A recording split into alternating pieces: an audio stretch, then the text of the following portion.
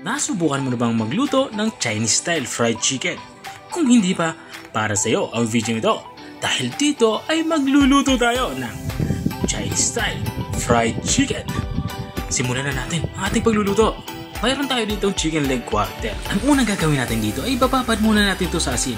Bali daw ang dakot na asin nga yung inilalagay dito. At matapos kang malagyan ng asin ay i-massage lang natin ito ng maigi dito sa ating karning manok. At matapos natin i-massage ay set aside lang natin ito ng mga 1 oras.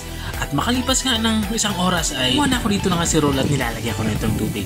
Mga 1 litro nga ng tubig ang aking nilalagay dito. Tapos kung mailagay yung tubig ay maglalagay na ako dito ng toyo or soy sauce. At matapos kung mailagay yung soy sauce ay maglalagay din ako dito ng luya. At itong ating bawang na dinikdik. Maglalagay na din ako dito ng star anise para sa ating aromatics. At itong onion leeks para mas mabango yung ating lulutuin ulam. Maglalagay na din ako dito ng buong paminta saka itong ating 2 kutsarang asukal na brown. At matapos nating mailagay yung asukal ay haluin lang natin ito. At maglalagay na din ako dito ng pangputi at saka koto tatakpan. Ang gagawin lang natin ito ay papakuluin lang natin ito. At sa unang kulungan ay bubuksan na natin ito. Dito naman sa parting ito ay ilalagay na natin itong ating quarter leg chicken. Gumamit na nga ako dito ng pansipit para madali ko itong mailagay. At kung nanonood ka pa rin hanggang dito sa parte ng aking video, ibig sabihin ay nag-enjoy ka. Baka pwede mo naman i-comment kung taga-saan ka para alam ko kung hanggang saan umabot ang aking video. Balik tayo dito sa ating niluluto. Matapos ko nga itong pakuluin ng 1 minuto ay binuksan ko nga ito para naman baliktarin at yung kabilang side naman maluto. Matapos ko mabaliktarin ay tinakpan ko ulit ito. Papakuluin ulit natin ito ng mga 1 minuto pa. At makalipas nga ng 1 minuto ay hinango ko na nga ito. Gagawin ko lang dito ay papatuyuin ko lang ito. Pwede tayong gumamit dito ng electric pan para madali itong matuyo. At nang matuyo na nga itong ating lulutuing fried chicken ay kumuha na ako dito ng kawali at nilagyan ko ito ng mantika.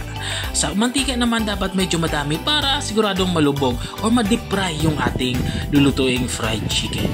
At nang uminit na nga yung ating pinapainit na mantika ay isa-isa ko nang ilalagay itong ating mga napatuyong chicken quarter leg. Baling gagawin lang natin dito ay deep fry lang natin ito hanggang sa magkulay light brown yung balat nito. At dito nga sa parteng ito ay piniflip ko lang ito or pinapaliktad ko lang ito para yung kabilang side naman yung maluto. At habang nga tayo ay nagpapatuloy sa ating pagluluto, gusto ko lang i-shoutout ang mga masusugid nating mga taga-subaybay. Big shoutout nga kay Sir Mario Menjola ng Siniloan, Laguna. Shoutout din kay Sir Yole at tayo din ng Talisay City, San Antonio Extension. At shoutout din kay Belmes, United Arab Emirates. At maraming salamat din sa mga walang sawang nanonood at nakasubaybay dito sa ating channel. Balik tayo dito sa ating nilulutong ulam. Dito nga tapos na tayo sa ating pagluluto at pwede nang i-serve itong ating ulam pananghalian. I-serve ito kasama ng ating mga paboritong sausawan. At ito na nga yung ating Chinese style fried chicken. Kung nakarating ka dito sa dulo ng aking video, maraming salamat sa panunood. At kung nagustuhan mo naman yung bago nating recipe ibinahagi, baka pwede mo naman itong i-share. O siya, hanggang dito na lang ako. Dahil nagugutom at natatakam na talaga ako. Kita ulit sa mga susunod kong mga videos. Paalam! Bye-bye!